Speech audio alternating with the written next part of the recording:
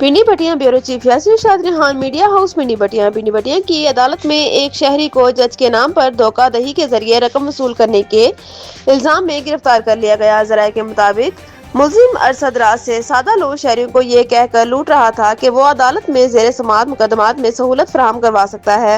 تفصیلات کے مطابق ملزم نے ایک شہری سے مقدمہ کے فیصلے کے حق میں کروانے کا جھانسا دے کر 2 لاکھ روپے وصول کیے۔ متاثرہ شخص کو بعد ازاں معلوم ہوا کہ اس کے ساتھ فراڈ کیا گیا ہے، جس پر اس نے متعلقہ حکام کو آگاہ کیا۔ واقعہ سامنے آنے پر عدالت نے فوری نوٹس لیتے ہوئے ملزم کو طلب کیا، جہاں تفتیش کے دوران الزامات درست ثابت ہونے پر اسی موقع پر گرفتار کر لیا گیا۔ پولیس نے ملزمان کے خلاف مقدمہ درج کر کے مزید تحقیقات شروع کر دی ہے۔ عدالتی حلقوں کا کہنا ہے کہ ایسے عناصر کے خلاف سخت کارروائی عمل میں لائی جائے تاکہ شہریوں کو انصاف کی فراہمی میں رکاوٹ ڈالنے والے کا سددباب کیا جا سکے۔